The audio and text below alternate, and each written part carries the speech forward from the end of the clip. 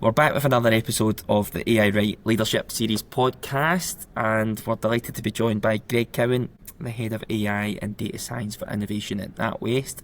Greg, it's good to see you. Thanks for coming on the show. How's it going?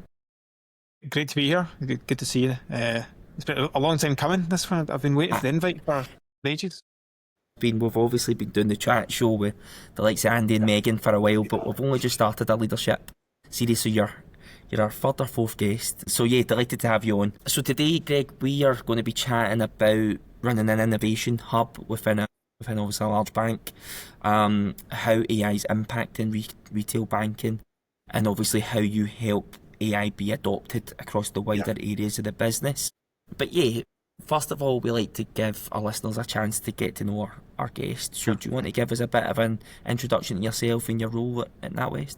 Sure thing, yeah, can do. So I lead a team of engineers, data scientists for developers. We're a little bit like an internal consultancy. So the whole point of the team is to go around different parts of the organization to see where they're having problems, how can we use data, machine learning and AI to solve them. So I dive in, go deep with whether it's like fraud or financial crime or sort of customer experience in retail or all different parts of the bank, and we see how we can really understand their problems and how we can try and help them solve, improve things. Yeah, it's really interesting that I think that it really gives you a lot of different challenges to solve, doesn't it? Essentially, you're not working on the same problems day to day, so it's not the fact that you're a consultancy and having to sell, but it is nice that you've got a variety of different problems to solve. Is that how you'd look at it? It keeps things very interesting. We learn a lot about how the bank operates. So I think people coming in, often they won't have any experience, exposure to banking. So after a good year, a couple of years with us, they've got a really good exposure across just how a big organisation works. So I think everyone enjoys that variety. So you hear kind of centre of excellence and innovation hubs all the time, and loads of big businesses have them. And obviously, said you act as an internal consultancy. What do you see the benefit for a big business like that having a kind of institution like yourself as a central function? Yeah, I mean, the way that we sort of think about it is to try and bring some sort of external expertise and thinking to the organisations. I think we're in the fortunate position where we are that we can maybe get a little bit more time to sort of look outside, look at this, leading research, look at other parts of what the industry is doing, and see how we can bring those ideas and methods and techniques to bear to solve those problems. Yeah. So we get a little bit more time to sort of do that thinking and try and take some of those things and build real systems or enablers that can then help the business do its job. I think we do try and stay really focused on delivery. So we're not just sort of sitting in our ivory tower thinking about the latest, greatest tools we can use, but we really want to then tie them really tightly with a use case in the bank and try and then go and prove the value, production and show that value. So I think that's why this team's been around now for 7-8 years, and we've always had a kind of ROI metric as part of our work, so that we're then tied quite tightly to what the business needs and get that value back. And would it be that, so obviously individual business units can solve the problems themselves, but sometimes you can look from a kind of external lens, they're maybe too close to the problem. Would that be something that you would see quite regularly? I think that the business the businesses have always got a hard job. They've got things that they have to deliver, to keep things going, whether it's some sort of revenue target, or they've got some operational metrics to sort of to help keep the bank going. And we can come in with a different viewpoint to their usual work. I think different set of expertise and skills as well.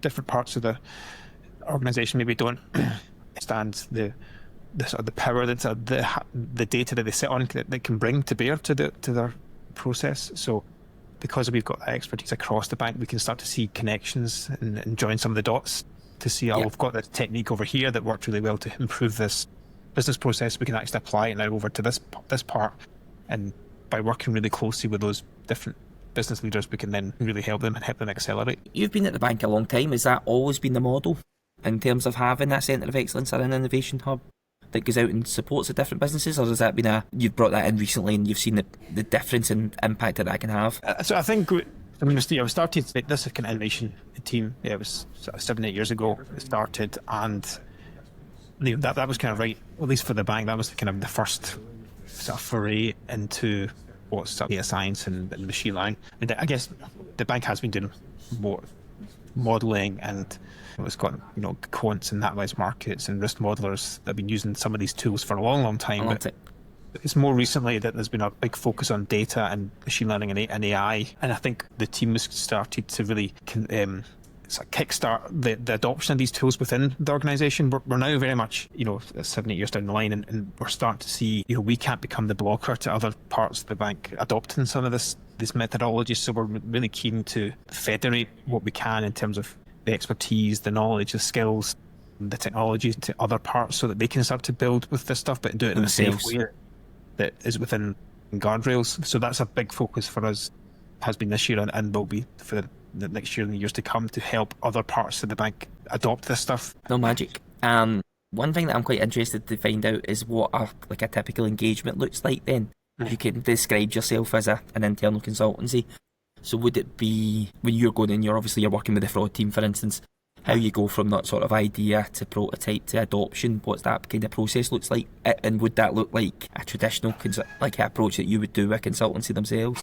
Yeah, I think it's probably not too dissimilar to what you would get anywhere. So we everything starts with a conversation about if there's some problem, can we have a conversation about how we can maybe help. Typically, what we'd then do is go through a discovery phase. We'd have a small 2-3 people would start to sort of dive a bit deeper into what's the problem, what sort of data is available, what's the scope that we're trying to sort of take account of, and once we've got a reasonable idea of what that looks like, after a few weeks we'll then move into a kind of experimentation phase. So we'll start build some hypotheses. These are the things we want to test as part of this, or maybe it's like a 3-month engagement. Depends on the size and scope, but we'll then have a squad of data scientists and engineers who start to do some data analysis, start to build some models, start to test some of these hypotheses that we've sort of drummed up with the business. And I think as part of that, we're really tight on success criteria. So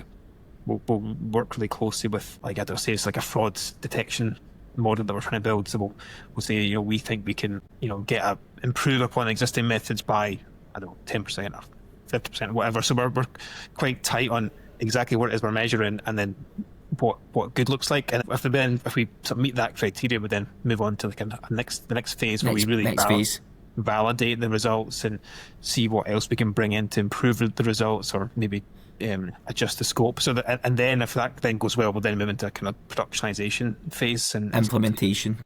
So that you've got a kind of metric to say, right, okay, we've proved the value here, this product or service should be implemented.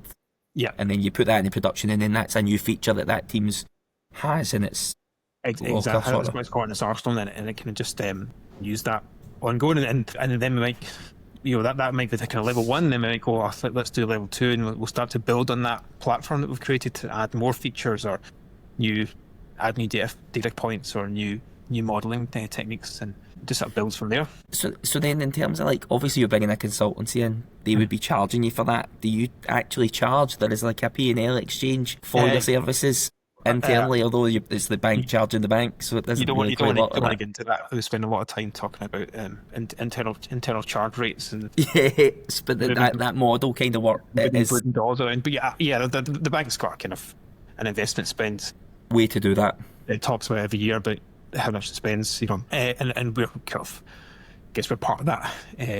But I think typically our rates will be lower than the external. What they're charging you? No, 100%.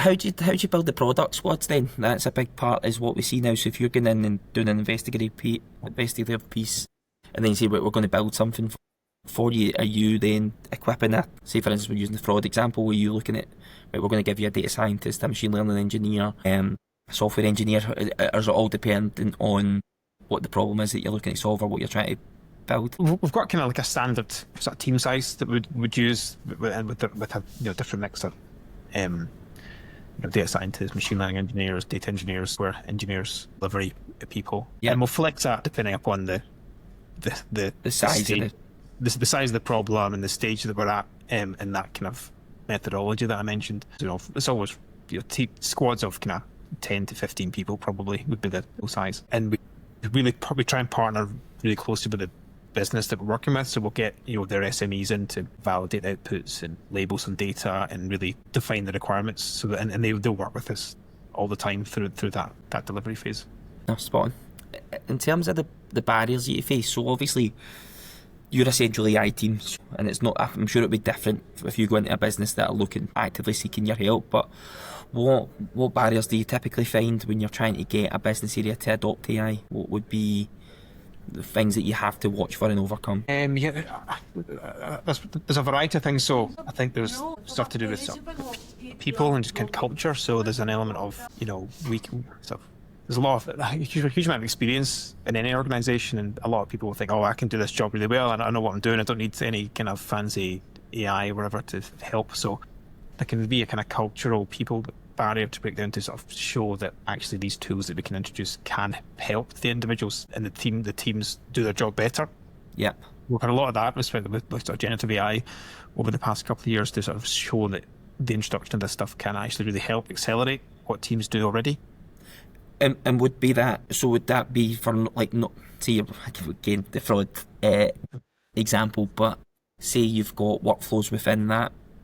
Is it mostly the people within fraud wouldn't be technical, so they wouldn't be engineers or developers, and you'd be trying to use AI to support processes? Exactly. Yeah, there's a lot of that. So just help them do their existing job better. Maybe there's a lot of manual steps that they have to go through to pull data from different systems, or it's sort of collate information from different data sources, and we can sort of start to automate a lot of that. A lot of that for them.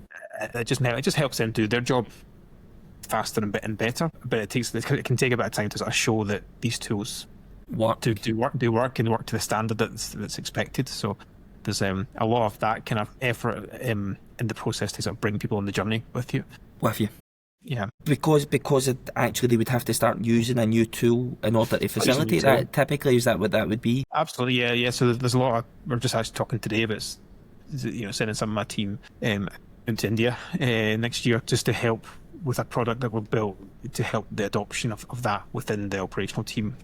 Typically, they're based in India. So just help them understand how it works, how they would embed it within their existing day-to-day, and what they can have, just go through some training and enablement and adoption work with of that. Is there like metrics then you start to measure to say, like, okay, that we've implemented this tool within this operations team. Actually, it's only 60% being used. Yep. How do we improve that? I take it you can analyse all of that as well. Absolutely, yeah. We have that, and we work. We'll work with our kind of like business partners on any implementation to say we're going to scale it out to a pilot group of like 10 or 20 people initially, and then see how it goes, get feedback, make some tweaks, and then scale it out to the next 50, 100, whatever it is, and we'll work really closely to roll that out over a period of a few weeks or months, depending upon the area. We're very conscious if we try and launch something big bang, it won't land because of these. We need to do that training and user enablement. So yeah. We're going to scale it up over time to make it sustainable. I'm quite keen to go specific on use cases. So if we're talking about fraud and how AI is used, then actually, like, if it's understanding vulnerable customers or if it's stopping transactions, where we can be quite specifics. But getting back to adoption of AI, is there any particular use cases over the last couple of years where your team's implemented that's had quite a big impact as to how customers interact with staff members or whatever it might be? Is there anything from what your team's implemented? I mean, one that we've spoken about publicly, which is quite recent, would be the introduction of sort of generative AI tools within our mobile app. We've got mobile app, customers use that. We've got like 19 million customers using that day to day to sort of make payments and check their bank account, etc. And within that, we've got our chatbot, which would be Cora, and that people that can help answer questions about how to do different things or change address, make a payment, etc. That's traditionally been, I think works pretty well, but it's based upon a previous generation of technology, and we know that with generative AI, we can do a lot more in terms of actual kind of conversation flow within that chatbot with customers and surfacing information that's easier for them to digest in their own language. We've put something live just like sort of summer this year where we now take that chatbot, but we've got it kind of hooked up to our own set of internal policies and processes and documentation and user journeys and FAQs, all that kind of stuff, and start to now surface that information through this sort of RAG-based systems of retrieval augmented generation. So the combination of that with GPT helps us then answer customer questions much more rapidly and correctly. Had a massive impact on kind of customer satisfaction and containment. Based on that, so it's performing at a much better sort of standard. Yeah, exactly.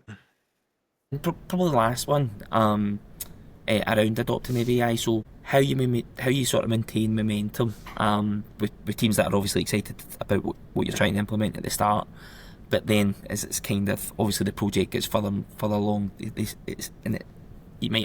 might be obstacles that come along the way, or the adoption doesn't happen right away. How do you kind of keep them kind of warm to the idea? Yeah, it's a difficult one. I mean, there's for us, it's probably just trying to keep them, I guess, on the journey in a sense. So making sure that they're we're clear with them up front about here are the steps we're going to go through. We're going to do this discovery, start doing some experimentation, do the validation, build the design, take it through all the governance steps. We kind of lay out broadly like what's going to happen at what point. Yeah. There's obviously a variation in there, so at least they know roughly the kind of the path that they're on, and then through that we're just regularly giving them updates through show and tells and stakeholder meetings, so that they're getting they know exactly where we are. They know where the risks are. They know what we're trying to do to solve problems, and more importantly, try and get the people kind of on the ground who will be using this stuff as part of that journey, and they're also telling the story as we go. So it's not just us doing some change to a business area, but they're very much part of it. Part of that process. There's always problems, but doing that is probably you have to do at least that to sort of make it a success, I think. Is there a particular, you mentioned the journey in each stage, is there a particular part of that path that you kind of see the same recurring themes that with people that are kind of falling off track, or is it everyone's kind of different? I think there's probably an element of everyone thinks they should go faster, probably. Yeah. And there's probably like a sense of frustration. When you look at everyone's got chat GPT or whatever in their pocket on their phone, and they get this really sort of delightful experience through the use of AI on the phone. So they're like, oh, it's dead easy. You can put a prompt in and you get an answer. But yeah, there's and it's true to a point. But it's then when you try and harden that and put it into an enterprise, there's more challenges, particularly in a bank, because there's lots of governance and regulation, and it's just trying to. The expectations are high in terms of what you should be able to do now with AI, which is great. It gets a lot of interest, but then you've got to marry that up with trying to deliver stuff in a large enterprise, which that sort of expectation doesn't always go. It's a difficult bit. Yeah. No, perfect. And the last piece then would be, you talked about the knowledge transfer and upskilling the teams so that they're part of the process, but when whatever you've been brought in to do is implemented, that they've got that skill sets and been transferred across to them. And obviously I've got a bit of knowledge on the business. Each business area has got its own data science and engineering type function, doesn't it? So with that being the case, is it easier for that to transfer the skills and knowledge across, or is there still kind of friction? No, it's becoming a lot easier. So yeah, I think as I said at the start, our team are kind of, I guess, the first sort of data science AI team in the organisation. Over time, we've grown other parts of the bank to have their own capability, and they're very much focused on, a particular business line or function of franchise. And as we've built different products and solutions, we very much try and bring those sort of different the data science teams in those business units along with us, so that they then have the skills to do the next iteration. So if we build something one time, the next time that sort of problem comes around, they've got some exposure, some skills, maybe some of the technology that they can then use to apply to do that next one. So that helps them go a bit faster, and just sort of the flywheel starts to sort of keep things going. Well, that just made me think of something then. So say you're implementing something, for instance, for like credit cards or whatever, and then you've transferred that knowledge and the credit card team want to go and deliver something next. Were your team always having to work in different business areas? Is that domain knowledge fundamental, so that actually if the technology skills are picked up by the credit card team because they know the ins and outs of transactions and what the customer data sets look like. Is it harder to always be building something in a domain area that you might not be an expert in, and would it be easier then for that team to do it?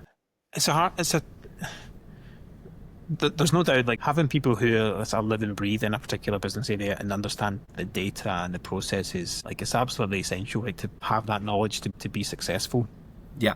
And it's definitely a bit of when we go into a new area, there's definitely a learning curve for myself and my team to understand that better, and that's kind of why we go through that sort of discovery phase to help with that, and that's also why we do a lot of kind of interviews with the different sort of subject matter experts in those areas to help transfer that knowledge and document it.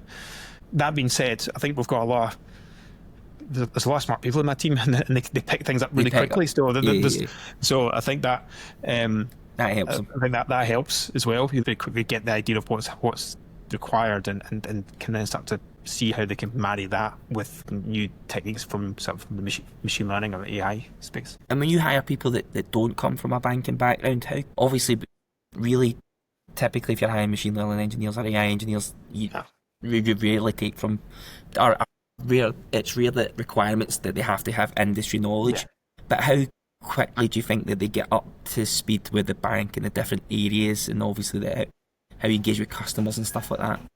Yeah, we definitely don't require any kind of financial services knowledge when we hire. We're much more interested in getting smart people in who know how to work with technology or do statistics and have great communication skills.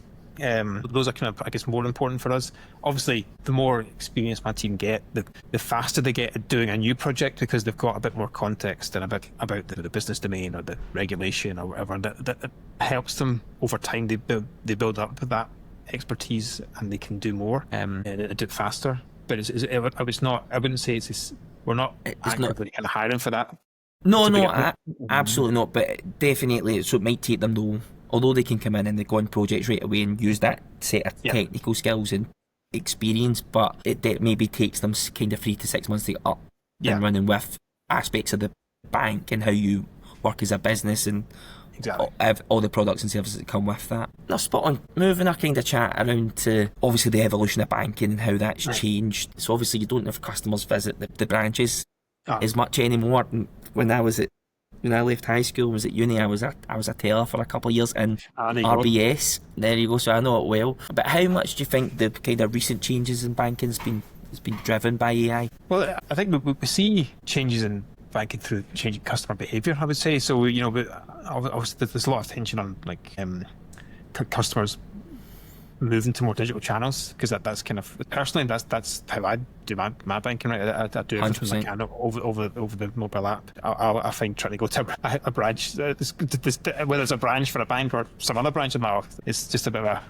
Yeah, I don't think I've been in a branch for like 5 years or something like that. I know. So, that there's definitely a big customer demand to move to digitally. We obviously then can't sort of leave behind customers who are not that's a digital native or savvy. Hence, that's why you see this kind of hybrid approach where there's a big push towards digital first, but there's still support there for customers. For people that want to go into the branches. In terms of then, so from a customer perspective, what do you see that AI, obviously, or digital experience or whatever it might be, digital channels, what's had the biggest difference? Is it through things like Cora, where you can chat, you've got access to a chatbot to ask any questions you've got? Or would it be around like self-service tools, or when it comes to dealing with like fraud detection, or how you get like marketing and stuff like that from the bank? What would be the biggest one there that's had the consequences that have changed or shifted, the relationship between the consumer and the bank itself?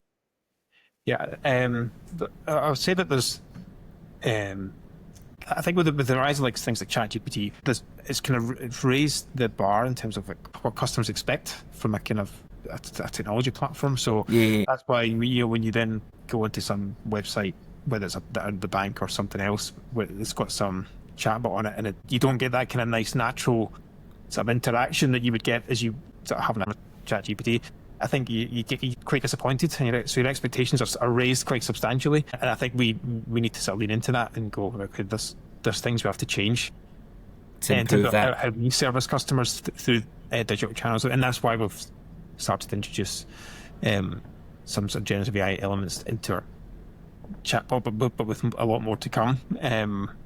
Because I think just the expectation levels are quite different, and we see that as, I think, also when customers contact us. I said, again, personal experience. I've had this recently where I contacted my own bank, but I used ChatGPT to help write the letter that I was going to use to send to contact the bank. So I think we'll start to see more of that sort of thing, where people are using these tools in their own lives to then interface with different providers that they talk to. And again, that kind of raises the bar in terms of what you expect from a service level. So we need to sort of be very conscious of that and maybe change our own processes to sort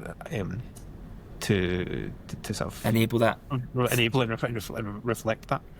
Where do you see it going? Well, obviously, I was saying I've not been in the branch for years, so obviously most of your product, and I'm a customer, so I use the app and digital banking and all that, and I managed to do everything that is necessary. Now, don't get me wrong, I probably don't have so many complex transactions, but like, for instance, I know that you can get a private banking manager who's your relationship manager, who manages your finances and stuff like that. Do you see all that moving to more of you've got a digital assistant, essentially your personal banker, that enables, or are you having voice conversations instead of being text with like the Cora? I think all organisations are looking to sort of make sure they can be there for their customers when they need it.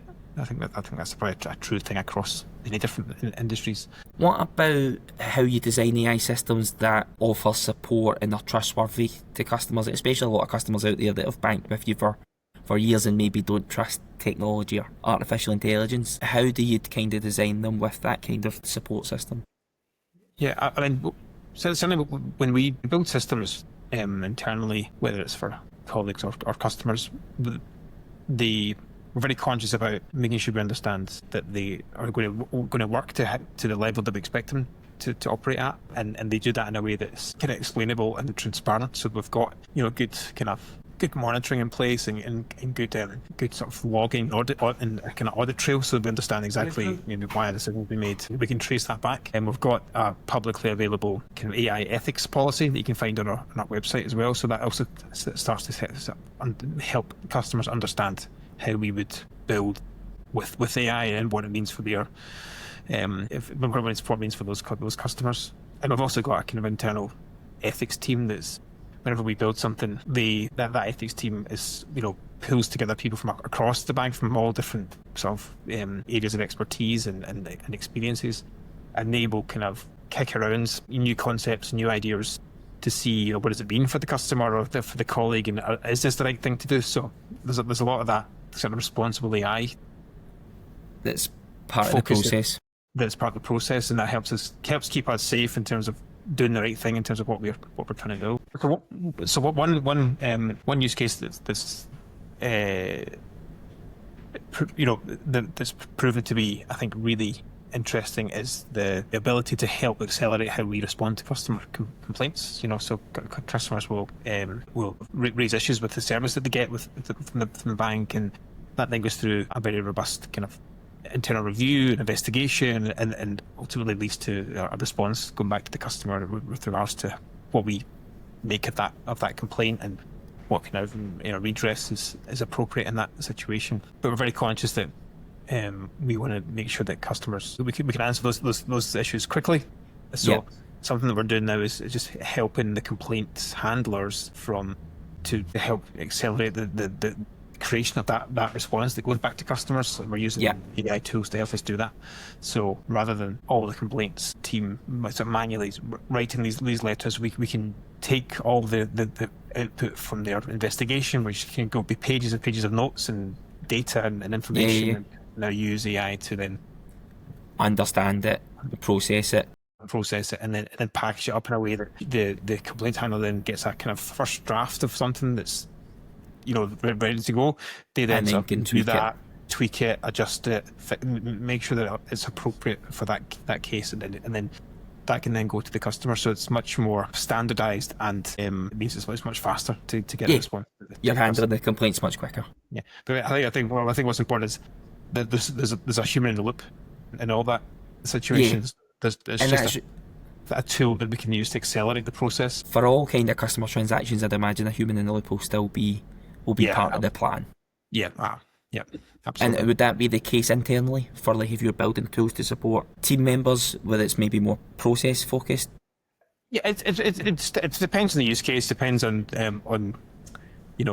anything that we build. We'll do an assessment to work out how kind of material it is to that process to the overall business. There's a level of control and governance that you put over the top of that to make sure that we're doing the right things. It just depends. Yeah. We'll come back to obviously being one of the first people in the innovation team and being the bank's kind of initial data science function, if you like. What's that kind of growth been over those 7-8 years, and in comparison to the wider data? Because you've probably got one of the biggest data science and engineering functions across the UK, is in for the one business. So how's that look like? And it's been good. It's been a good ride so far. I think when I joined it was 7 or 8 or something in the team that I'm in just now, and now we've grown that to it's 150 or something in this central innovation team, and then there's the same, if not more, again. All the different businesses, parts of the organisation and business units. We've got a pretty good community now of practitioners that build AI and machine learning tools. Yeah. Which, and I think along with all that growth of people, there's been a whole growth of like the technology that we use and the processes that we use to keep people safe. So we've spent a lot of time investing in our cloud infrastructure and building that up to be suitable for creating these products and solutions for the bank. And that's been a good journey for myself. When I joined, we couldn't use Python, so for a data scientist, not being able to use Python's it's a big thing. So just being able to sort of create that cloud infrastructure, we can now actually use modern tools in a safe way. It's been a good learning experience and a good journey. We're always chatting on the show about expectations of what an AI engineer is at the moment. So what I was going to ask you was, you break your team into data scientists and machine learning engineers and maybe now AI engineers, but how much of your guys are still building traditional machine learning solutions? Or is it more and more moving to more LLM based models? So I would say that within my direct team, the vast majority of what we've done over the past probably 18 months to 2 years has been more Gen AI focused. We are very much we want to use the right tool for the particular job. Yeah, the jobs that we've tended to do more recently definitely lend themselves more to using generative AI to help with that. We see the transformational opportunity there. That being said, there's still a hope. We still do a lot of, I guess, what you call more traditional machine learning. There's a lot of work that I've been leading recently. Sort of in a different part, still using sort of more traditional sort of linear regression models just for some time series forecasting. So there's still definitely a need for a lot of that, and it just depends on the business area. A big percentage of what you've seen where you would traditionally use models like that, other types of like classification, clustering type models, a lot of the needs are that switch now to be more Gen AI and LLM focused. And then in terms of the plan moving forward, are you trying to build as much kind of agents in it? Was that a big need internally? Agents definitely our thinking. Definitely a lot of kind of experimentation getting done just now to understand what is an agent, what is not an agent. There's a lot of people's every sort of vendor presentation you look at now, they've got these agent solutions that I think when you dig under the surface, there's different people have different definitions of what an agent is. So we're definitely experimenting a lot with the various kind of software tools and frameworks that are out there. And it looks really really interesting. There's tons of stuff that we'll be doing next year in that space and trying to actually turn some of the POCs we've done into real production. Brilliant. Okay, that was superb. Excellent insight into the team and the function that you perform in the bank, and obviously how the banking's evolving through digital channels and through artificial intelligence. So no, really informative and really enjoyed the chat. So thanks for coming on. Good. No, it's great talking as always, and see you soon.